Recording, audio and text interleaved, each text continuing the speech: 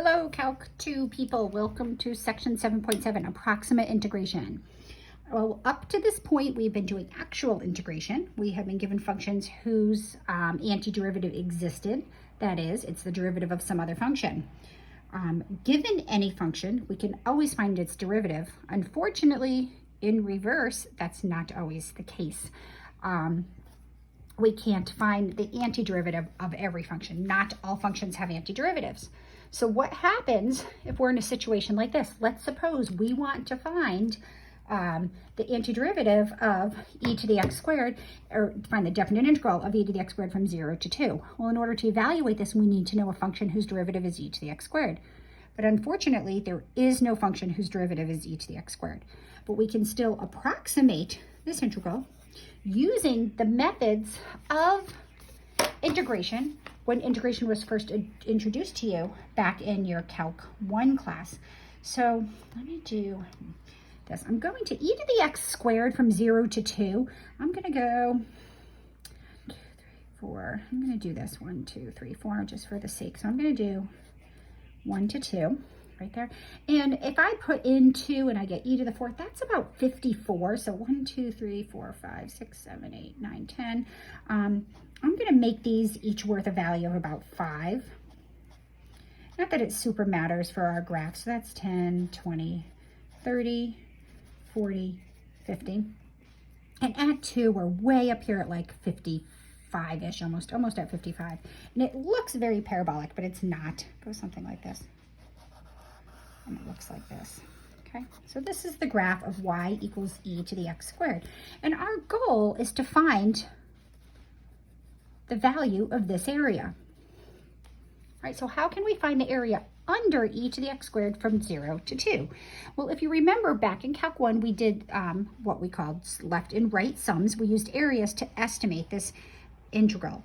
So what I'm going to do is I'm going to just do the work, and we're going to do it with just n equals 4.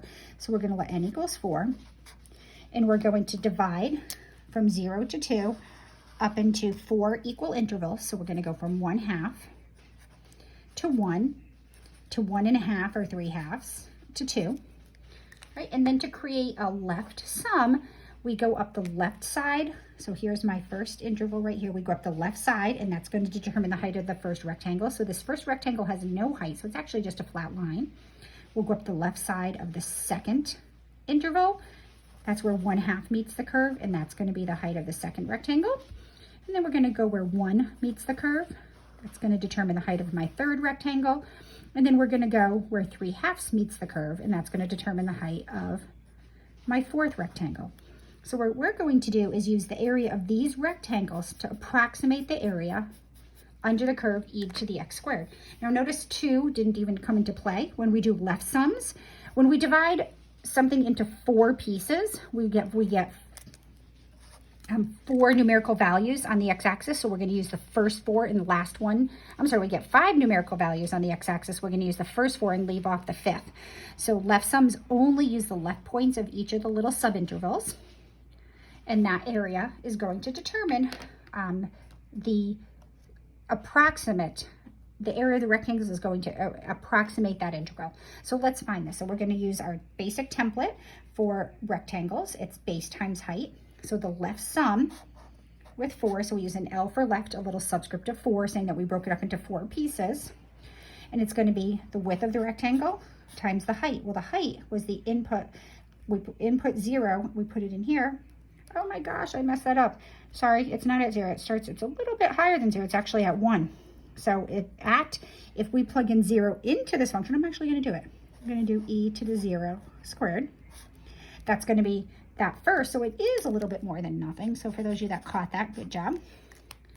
The second rectangle right here has base 1/2 and has height determined by this left endpoint. The height is where this meets the curve, so it's e to the 1/2 squared, plus the third rectangle has base 1/2 and its height, we go up the left side, and that's determined, the height is determined by the left side of the rectangle, so it's e to the 1 squared plus 1/2, and then the last height is e to the 3/2 squared. Right, and then we have to enter this super carefully in our calculator. And I got approximately 7.24502151. Now I did this like 8 gazillion times, so hopefully that this is the correct value. I'm pretty confident that it is, but if you find an error, by all means, send me a Zoom, okay? So we can clearly see that the green area is less than the actual area under the curve, so we call this an underestimate. But that's how we find a left sum. So let's redo this, but let's remind ourselves what a right sum is. So I'm going to now do the same thing. Right at 0, we're a little bit above 0, right? We're at 1, and I did 1, 2, 3. That's 1, 2, 3. There's 2. Like I said, this went up to about 54, so this is 55. And at 2, we're right about here. It looks sort of parabolic like this, okay? That does this. So now we're going to break this up into n equals 4 again. Now the bigger n is, the more rectangles we use, the more accurate we'll be, but we'll be sitting here all day if we choose that. So 0, 1/2, 1, 3/2. So now my first interval goes from 0 to 1/2. And I determine the height of my first rectangle by going up the right side and where that meets the curve. So this would be my first rectangle to estimate the area under the curve. My second rectangle, the base goes from 1/2 to 1. I go up the right side where that meets the curve. That's the height of the second rectangle. We continue in this fashion. The base is still 1/2, but we're going to go up to where 3/2 meets the curve. That's going to determine the height of the third rectangle. So in this case, my right sum is an overestimate. This is not always the case. It's only the case because it's an increasing function. But depending on how the function behaves, the right sum may be an underestimate. So my right sum, well, would be R4. And it would be 1/2 is the base of the first rectangle. And then to determine the height, we went up the right side of the first interval, and where that met the curve, y equals e to the x squared, it would be e to the 1/2 squared, plus my second rectangle right here has base of width 1/2. We go up the right side, it's where 1 meets the curve, so e to the 1 squared, plus 1/2 e. We go up the right side, it's where 3/2 meets the curve. And then lastly, this time we use the very rightmost endpoint. We didn't use 0 in the right sum, but we're going to use 2 this time, e to the 2 squared. All right, so if you hash this out, and again, I'm pretty confident, and I did this several times, so I hope it's that we agree on this. All right, so I got about 34.4044096. So this is an underestimate. That's an overestimate. So therefore, we can conclude that this actual area is somewhere between 34.044, right? And it's got to be above 7.2450. I left off some decimal points just for simplicity. So that's a pretty large gap.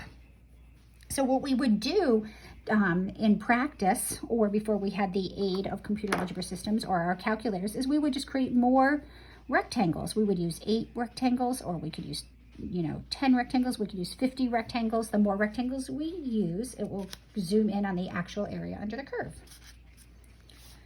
All right, what if we average? Maybe we can average the right and the left sum, right? Because it's a little bit over, one's a little bit under. So let's average the right and the left sum. And we would get 1/2 of 7.24502151 plus 34.044909656. And just very tedious work. So maybe 20.6445595 would be a good estimate. Maybe that error is more around 20 than it is closer to 7 or 34. Okay. Now, actually, what we do when we average the right and the left sum, we can do a shortcut here, And instead of averaging the right and the left sum, we could do this in one shot, and we can do what we really are doing is what we call the trapezoid sum or the trapezoid rule. So I'm going to do this again. I got 5, 10, 15, 20, 25, 30, 35, 40, 45, 50, 55. This is 55. And I'm going to do 1, 2, 3, 1, 2, 3, 4, 3, 4. Right, so this is 2, this is 1. And we go up to here. We're going to look something like this, right?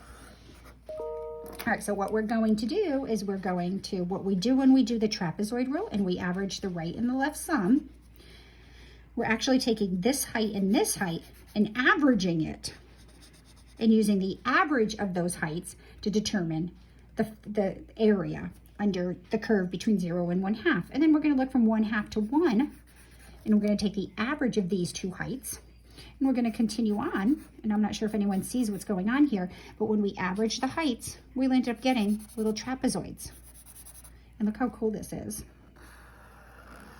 Right, so we could find the right sum, we could find the left sum, and then we could average the two, or we could just use the trapezoid rules. And we can use these trapezoids to estimate the sum, right? So what we did is the trapezoid rule with 4 subdivisions. I'm going to take the base of the rectangle, so the area of this trapezoid is the base times the average of the heights. So the average of the heights, and this looks a lot more horrible than what it really is, it's going to be 1/2. The first height, or that's 0, is e to the 0 squared. The second height is e to the 1/2 squared. So this would be the average of the left and the right side of the first subintervals, would average that and then would multiply it by the base of 1/2 and would continue in this process.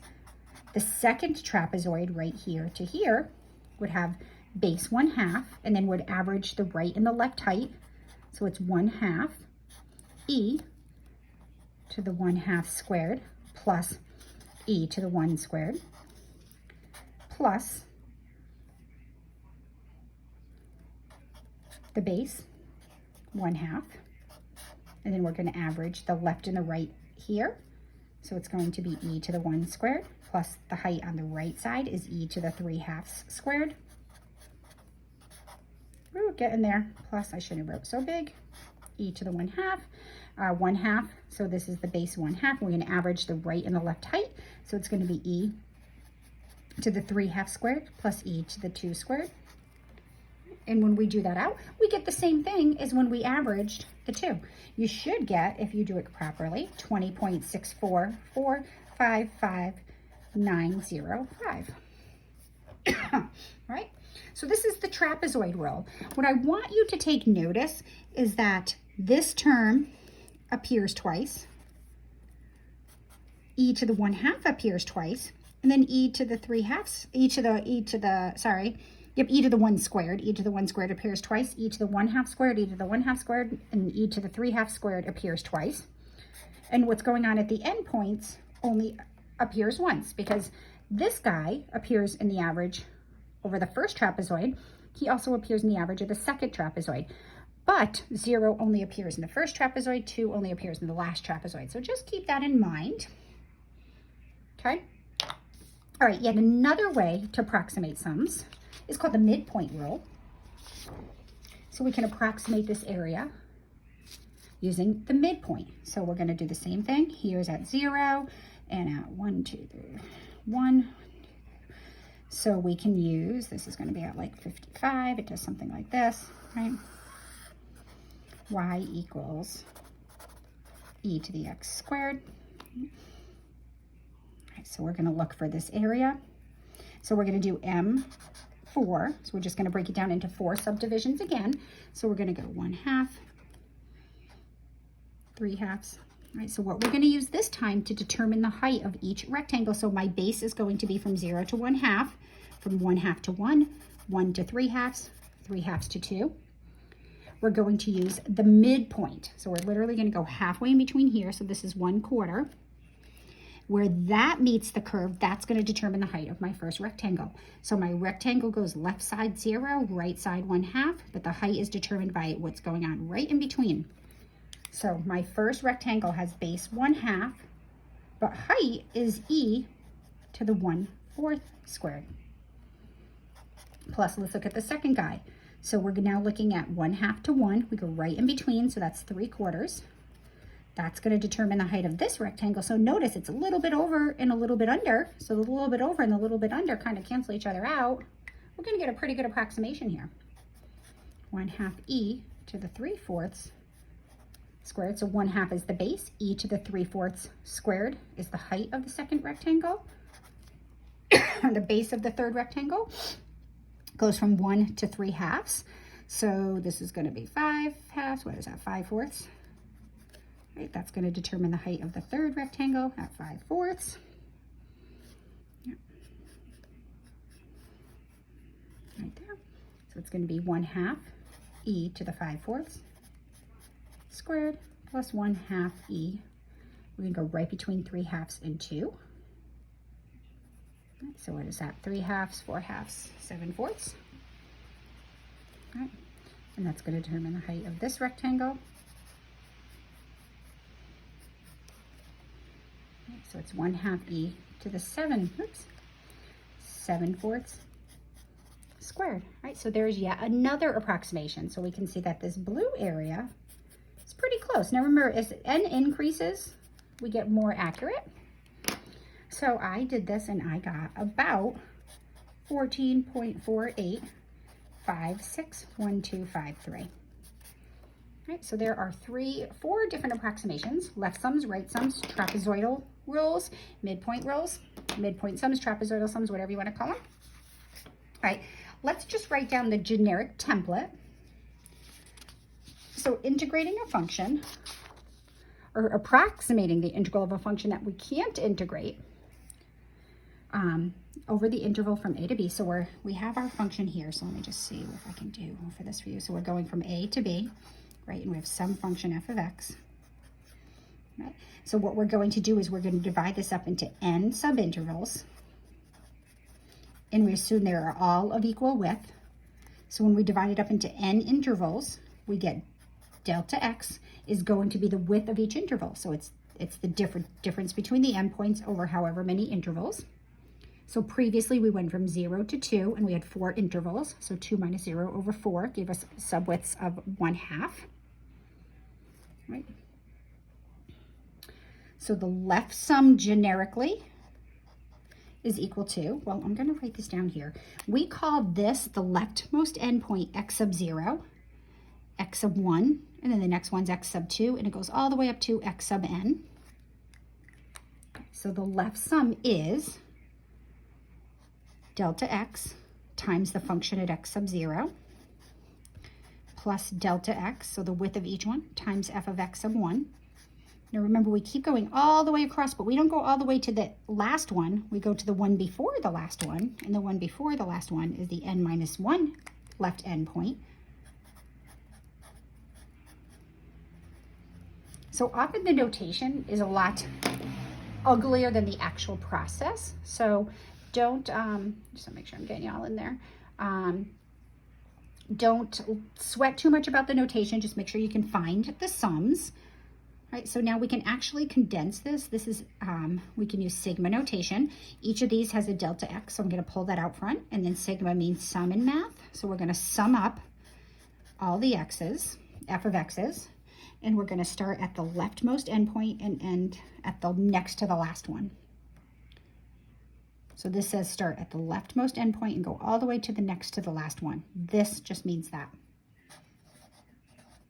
The right sum is delta x. Now we ignore the first one. We start at, the first one is the x sub 0. We start at x sub 1. So it's going to be f of x sub 1 plus delta x, f of x sub 2. And we go all the way to the very rightmost endpoint. So these just differ. They have everything in the middle is the same. The left sum uses the left endpoint and not the right. The right sum uses the right endpoint and not the left. So delta x. This time we're going to start at 1 and end at the end. And generically, we do this. All right, the trapezoid rule. Again, it's the templates sometimes look more horrible than the actual process. Keeping in mind what we did here. Every point in between the first and the last appears twice. The first point and the last point don't appear twice. So the trapezoid rule with n subdivisions is, we're going to do, let's see, I don't like, all right, we're going to do, I'm trying to, we're going to do the width of each interval, and then it's the average of the first endpoint plus the second, at the output at the second, plus the average of the first, the left endpoint there, plus this one, the next one. So we're going to go from here to here, and then the average of those two. We're going to continue on like this. We're going to continue, and then we're going to end with the average of the last two, the height at the leftmost endpoint of the left subinterval, and the height of the right endpoint. All right, and we're going to clean that up a little bit because that can actually be written a little bit nicer.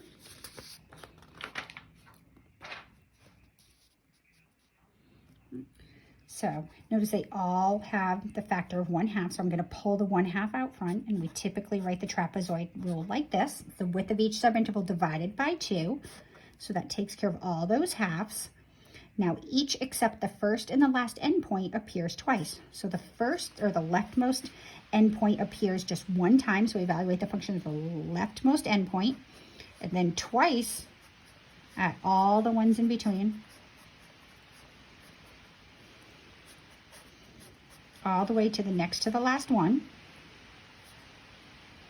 Sorry, I lost the 2 there, plus. There we go. So that's the generic template for the trapezoid rule. And then the midpoint rule. Well, the midpoint rule is a little bit ugly to write. The midpoint rule, whoops, generically N, is, well, we typically write it like this. It's delta x, so it's the width of each, and then it's going to be f of, we usually do this, so bear with me, x star 1 plus delta x, f x star 2, and we do this all the way across. Now what is f of x star? Well, x star, if we go back to our midpoint rule, x star, so we went from 0 to 1/2, x star here would be 1/4. It would be the midpoint of the first interval. This would be the midpoint, 3/4 was the midpoint of the second interval. So this would be my x star 1, this would be my x star 2, my x star 3, and this would be x star 4. So where, actually, let me condense it first. So we're going to say delta x, and we're going to sum up f of x star I. I goes from 1 to n, where x star I is the midpoint of the little subinterval. So it's just the midpoints of each of these. So the first one went from the 0th point to the first point. The second midpoint was from this first point to the second point, so forth and so on.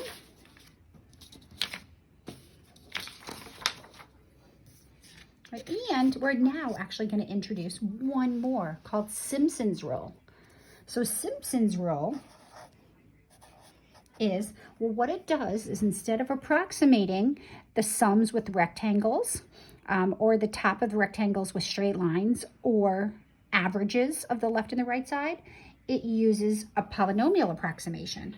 So the template for Simpsons Rule, and you can read through the PowerPoint lecture to see how they derive this, it's really quite unkind, is you divide the subintervals into a width of 3, and then it's going to be the function evaluated at the leftmost endpoint. So this uses a process called numerical analysis, where it approximates the function between the endpoints of each interval with a polynomial. And then bear with me, it's 4 times f of x1. And then we're going to alternate between 2's and 4's. 4 times f of x2 plus 2 times f of x3. And you're going to go all the way to the very next to the last one. Actually, I'm going to do 2 before the next to the last one. And you'll always end, you'll start with a 1, then you'll do 4, 2, 4, 2, 4, 2. You'll always end with a 4, and then the very last point will just be on its own, where n in Simpsons rule can only work, must be even.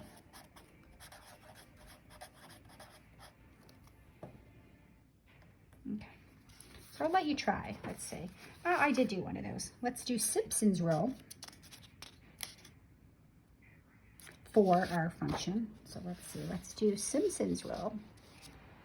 So let's use Simpsons rule. Sorry, I forgot to do a graph. To approximate 0 to 2 e to the x squared dx. And we'll do n equals 4, okay? All right, so I'm going to, so if n equals 4, we're going from 0 to 2, right? And so the function is y equals e to the x squared. And we're at 1, we're at 1/2, 3/2, right? So Simpsons rule with 4 is going to be, we're gonna do, whoops, let me see, do I have it on there? Yeah. So delta x is 1/2 because it's 2 minus 0 over our 4 subintervals. So it's gonna be 1/2 over 3 according to my Simpsons rule template, times the function evaluated at the leftmost endpoint, so e to the 0 squared, plus, and then we go to 4 times e to the 1/2 squared, plus 2 e to the 1 squared, plus 4 e to the 3/2 squared, and then plus e to the 2 squared. Now, if n is even, you'll always start and end. You'll always be able to start and end with a coefficient of 1, and then it'll alternate between 4 and 2. And as long as n is even, you'll be able to start with 4 and end with 4 for those coefficients in the middle. When I did this, I got 17.3536265.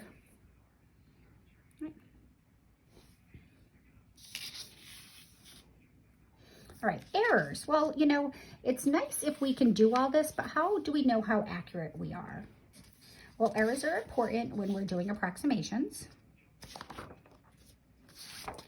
And when we do approximations, our errors, so on our calculator, because we can't integrate this, if we integrate from 0 to 2 e to the x squared dx, well, it's going to use a process similar to summation to approximate this. It's just going to use thousands and thousands of rectangles over 0 to 2 to get a very accurate response.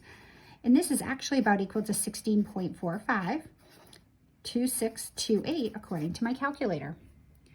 So the one that provided the smallest error, if we go back, well, Simpsons rule said it was about 7.4. So we're 1 unit off, right? My left and right sums, my midpoint sum said we're about 14.4. So we're about 2 units off. Trapezoid rule was a little about 4 units off. Right, our left and right sum were terrible, 7.2 and 34. So it looks like our best approximation was Simpsons rule. So that template created by mathematicians, Simpsons rule, gives us the best approximation. So our actual errors, so error is the actual, and I say actual loosely, minus the predicted, what we got from our summation. All right, and I'm going to say the absolute value of that because the error could be positive or negative. So my right sum produced an error of approximately 9.2076. The left sum produced an error, so your left and right sums are going to produce the biggest errors, negative 17.59157. My trapezoid rule, if I take this number that I got in the calculator and subtract what we got when we use the trapezoid rule, I got about an error of about negative 4.19193. Now you can say the error is 4.19 or negative 4.19. Either is fine. It's the magnitude of the error that's important. The midpoint rule gave me an error of about 1.96702. And then Simpsons rule gave us the least error which was about negative 0.909985. So Simpsons rule seems to be our best bet if we really need to approximate a sum. So now I can't take credit for this, but I did find a table, right? And if we are integrating 0 to 2 e to the x squared dx, right? And if we were to do 8 rectangles versus 16 versus 32 versus 64 versus 128, and we were to use all these 3 different rules, these are the approximations that we would get, and these are the errors that would be produced. So the most rectangles using Simpsons rule produces the best error. Okay. All right, error bounds for estimates. So error bounds for estimates. Well, prior to the use of calculators, before calculators existed, mathematicians needed to know, well, how, let's suppose I want to be accurate within a certain amount. How many subdivisions would I need to use in order to create an integral that's going to give me an error less than a certain amount? So let's suppose we needed our error to be less than 0.1. Well, clearly using the midpoint rule with 8 or 16 subdivisions wouldn't work because my error exceeds 0.1. So we could use the midpoint rule with at least 32 subdivisions to get an error less than 0.1.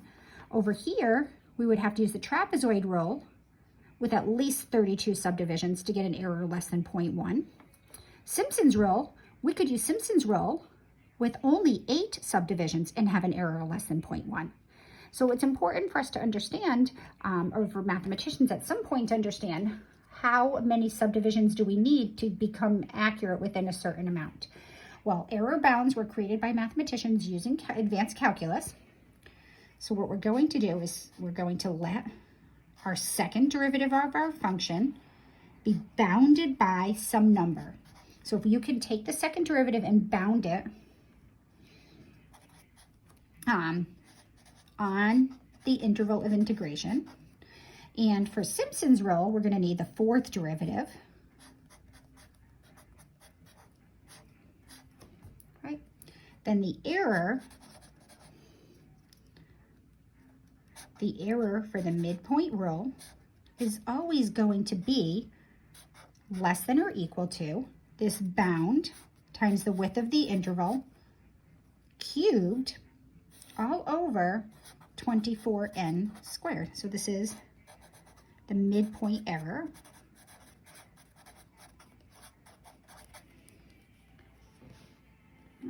The error, if we use the trapezoid rule, will never exceed this constant that bounds the second derivative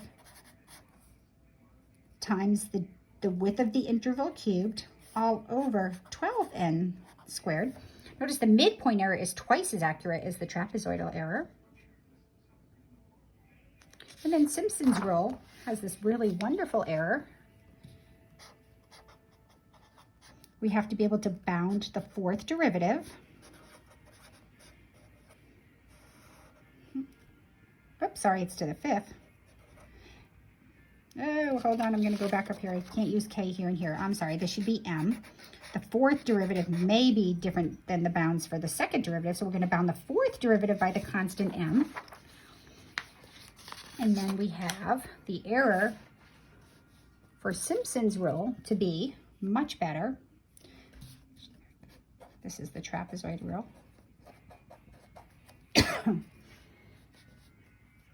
And the error for a Simpsons rule is always the bound for the fourth derivative times the width of the interval to the fifth power all over 180 n to the fourth. So look at the magnitude of that denominator compared to the other errors. Okay. So how is this useful? Well, let's just look at a little example on how would this be useful. So, all right, let's suppose I'm going to do a simple example just so you can see the process. Let's consider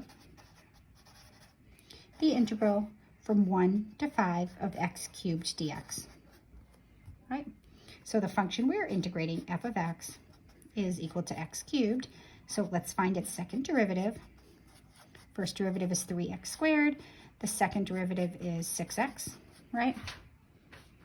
So if we look at 6x on the interval from 1 to 5, we can see that 6x is less than or equal to 30 on 1 to 5. Because if we put all numbers between 1 and 5 into the function 6x, it can't exceed 30 because that's the output at the largest point. Not that that's always the case, but because 6x is an increasing function, it looks like this. Of course, it's going to reach its high point at 5 right here, which would be 30. So every point between 1 and 5, the second derivative is bounded by 30. So therefore, we're going to let k equal 30. So therefore, the error for the trapezoid rule for this problem, if we were to use trapezoids, now we wouldn't use trapezoids here because we know we can integrate this directly, but the error for the trapezoid rule says that this is going to be 30 times 5 minus 1 cubed all over, trapezoid is 12n squared. So let's just clean that up a little bit.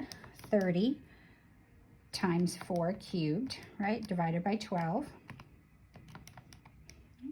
So it's going to be 160 over n squared. So the error of the trapezoid rule will not exceed 160 over n squared. So therefore, how many rectangles, all right, I'm sorry, how many subdivisions, I should say, would we need to keep our error less than,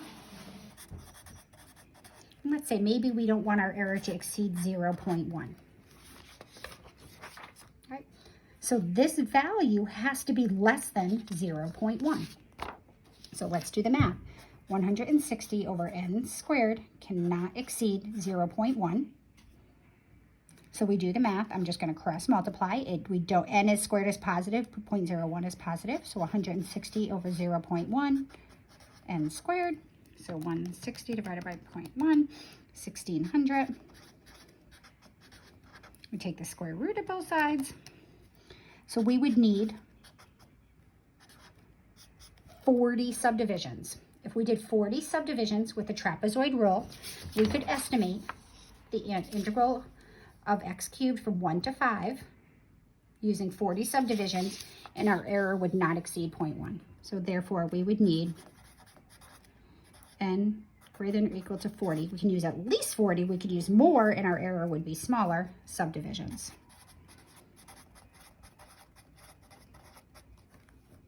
Okay, so I'm going to let you guys pick away at this. All right. Work on some problems and zoom in if we want to talk about them.